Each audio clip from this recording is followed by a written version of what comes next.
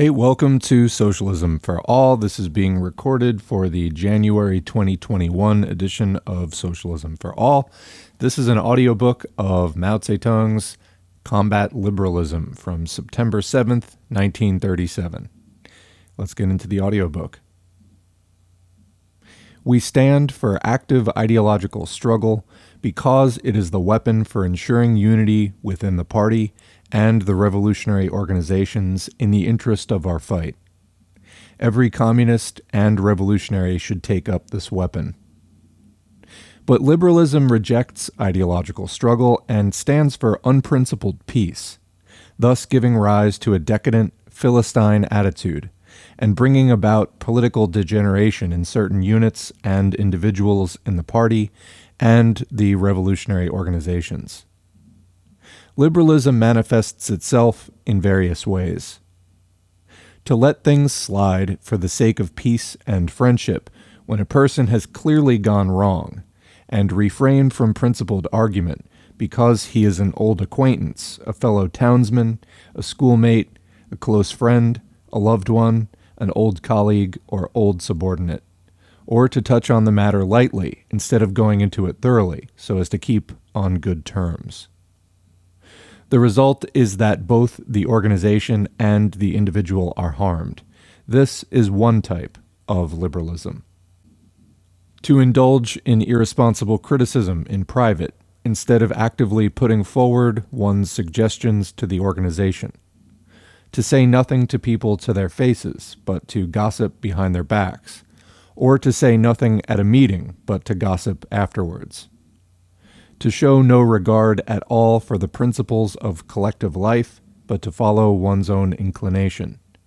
This is a second type. To let things drift if they do not affect one personally. To say as little as possible, while knowing perfectly well what is wrong. To be worldly wise and play safe and seek only to avoid blame. This is a third type. Not to obey orders, but to give pride of place to one's own opinions.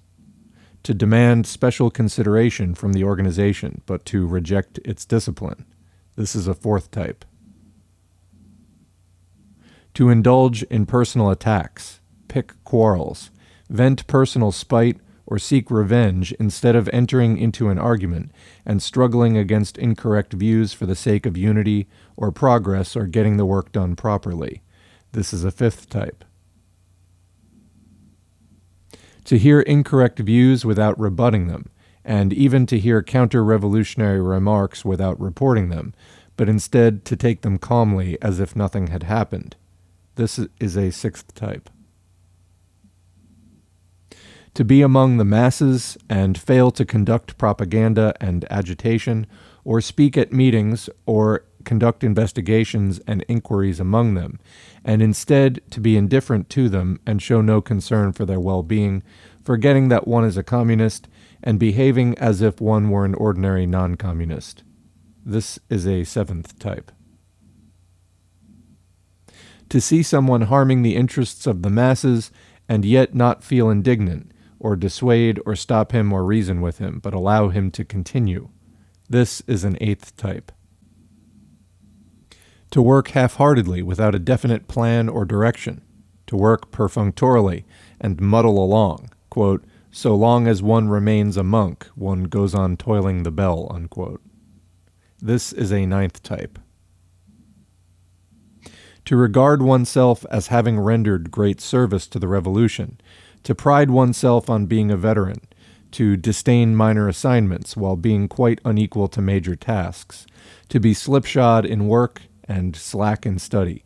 This is a 10th type. To be aware of one's own mistakes, and yet make no attempt to correct them, taking a liberal attitude towards oneself. This is an 11th type. We could name more, but these 11 are the principal types. They are all manifestations of liberalism.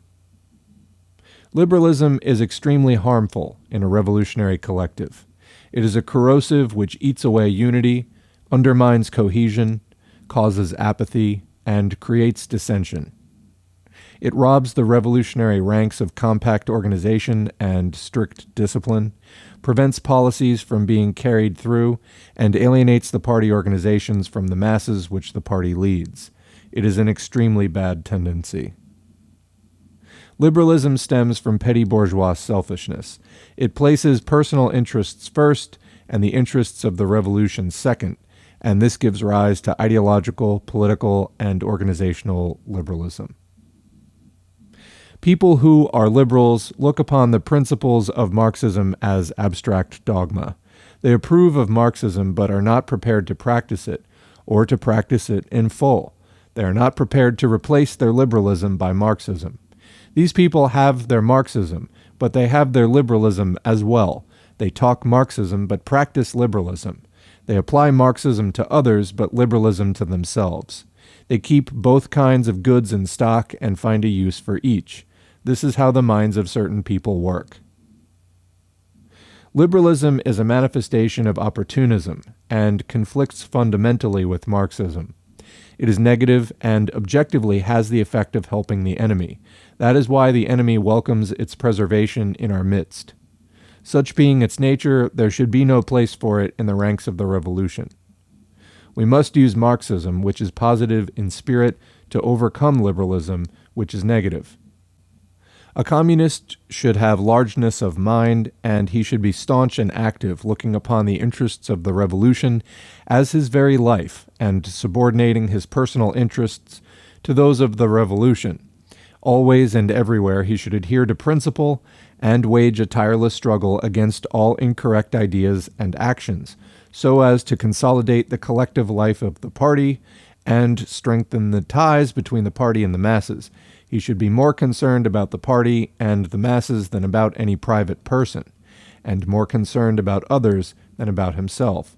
Only thus can he be considered a communist. All loyal, honest, active, and upright communists must unite to oppose the liberal tendencies shown by certain people among us and set them on the right path. This is one of the tasks on our ideological front. And that's the end of the audiobook. So a few comments from me before closing. This was, of course, again, 1937, which was the beginning of the Second War between China and Japan, which would run until 1945, when, of course, Japan would be defeated in World War II. I haven't done too many Mao audiobooks up to this point. I think that the only other one I have on the channel right now is a file titled On Production by the Army for Its Own Support. And if you check out that work, either the audio or just go read it, that will give you a sense of what life under Mao's forces was like. They were running revolutionary military communes, basically, in which they were combining, agricultural production, military production, all with, the discipline and the rigor and tightness that was required for, both sustaining production on a good level to ensure a good quality of life, but also to repel an active invasion by a fascist aggressor, Japan, who was invading the north of China. And Mao talks about that in that work. So that is the context from which Mao is writing. Important to understand. They were actually, doing revolutionary armed communes and living on the front lines there while fighting an actual war against fascists. And then they were also fighting a war against the nationalists as well. There was a lot of aggression going on. These were communists who were really putting everything on the line. As such, they really couldn't afford, there had to be a lot of discipline, a lot of militancy, etc. China also is quite different from the West in terms of it's a much more collectivist culture. It's a very old civilization. I mean, China has been around for thousands of years. It has heavily influenced the culture of many places around it, Korea, Japan, etc., for thousands of years. A lot of these places got their culture from China when it was an empire for, again, very, very long time. So in, both the average Chinese peasant was, raised in with a very different set of values than we would have in the West. Also, the main point that I'd like to draw here is that we in the West listening to this, in the United States, in Canada, in Europe, wherever you are, living in an advanced bourgeois society, we are living liberalism in every possible form day in and day out. It's inculcated, these values are inculcated into us at birth pretty much. You know, our culture is stitched together corporate marketing campaigns, as well as like a patchwork of leftover traditional cultures, some of which are oppressive, some of which are, have some strength to some kind of a collectivist spirit to them. But it is a big patchwork with many gaps, many of which are filled in with just kitsch and satire. And, it's a very strange culture that we live in. Trying to, people are often asking, why is there so much infighting in the left? And why isn't there a successful socialist movement, etc.? Well, I don't know. Could you live by this? I guess that's the point I'm trying to say. Whether or not we are going to take, these principles literally and adopt every word of them into our current contemporary, communist organizations and parties and affiliations and everything else, whether or not we're going to do this to the letter. And I'm sure some people might, just really like the style. They're going to take every word of combat liberalism. This is it. This is the way. These are the commandments. But regardless of whether, some of this is just not going to adapt, the principle remains that functioning effectively in a collective that is organized for revolutionary purposes really does require an adjustment. I think that we need to allow some, grace period for that. As Mao says in here, we need to set each other on the right path with regard to not thinking selfishly and in a bourgeois way. But of course, everybody is going to take that a little bit differently. And of course, it can be corrupted also for, oh, you're acting bourgeois just because I don't like what you're doing. That accusation can be thrown around. I do think, codes of conduct, this is an important concept for us to get involved with, especially when we are trying to undertake a very difficult endeavor, task that is going to require a level of disciplined militant cooperation against a lot of adversarial, powerful forces. We're going to need to figure out how to cooperate effectively and hold ourselves to a strict code of conduct and each other as well in a productive and constructive way. So I found some of these points maybe not vague, but I wondered why he grouped some of the things together in types. I'd say about half of these types rang true to me, I knew exactly what he meant.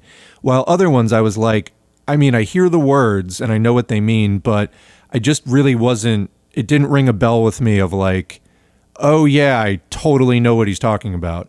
I think that we need to come up with a version of this, and it may be a slightly different code of conduct for each group, but the principle is the same. When you're in a revolutionary collective, there are different standards than what we were socialized with by the bourgeois society.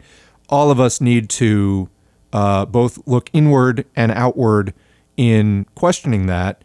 And I'll just give a personal example. For me, when I was first starting to get into politics, I was getting into meditation as well. And the meditation I was doing actually, I think, helped my political enlightenment as well, because it just made me a lot more aware. It made me more aware of myself, of my relationship to society, and eventually that really deepened my realization that socialism was necessary because we all do work together. Nobody is really any more important than anyone else in sort of a cosmic sense. We're all important in that sense, etc. Anyway, not to get sidetracked on that, but the point being, at that time, my thoughts got a lot clearer, and I started holding myself to account just a lot more. Not in a sense of being hard on myself, but just getting some clarity. I had, allowed a lot of problems to build up. A lot of toxic friendships, just bad stuff that were really dragging me down and poisoning me. And that's one of the things that, for me, reading Combat Liberalism kind of brought out. You know, we live in a culture that is very bourgeois, is very self-obsessed, is very toxic. And I think, you know, you don't have to follow this down to like the minutia level. But in general, as principles, you know, we should reject the selfish and, you know, embrace comrades who really act comradely, you know, who criticize constructively, who look out for the best interest of the organization while also protecting, you know, people who are contributing to that organization, but not to a fault, right? Like we're not going to, you know, paper over their failings for their sake, even if it hurts the organization. But, you know, we're not going to wantonly act in self-interest and then disingenuously say that we're acting in the interest of the organization, et cetera. Anyway, I'm going to leave it there. I think that this is good food for thought. I personally, you know, this may have served Mao and the struggle in China in the 30s very well. About half of this resonated with me. The other half I would probably like vary a little bit more just based on what I have seen in terms of destructive or constructive behavior and movements. But what do you think? Leave a comment. Let's have a discussion below. And that's the video. Thanks to our current patrons whose names are on the screen. If you'd like to get your name on the screen or just support us financially, you can go to patreon.com/socialism for all and sign up for a monthly donation. You can also follow us at facebook.com/socialism, the number 4 all. Used to have a page at FOR all, and it got throttled to death by Zuck. Here on YouTube, please click the like button, subscribe button, and the notifications bell. Please leave a comment if you can, and please share our video wherever you're online, your Twitter feed, your Discord servers, Reddit subs, etc. All of that helps more people to see this content, whether it's in the YouTube algorithm or just posting it on other sites. All of that's helpful.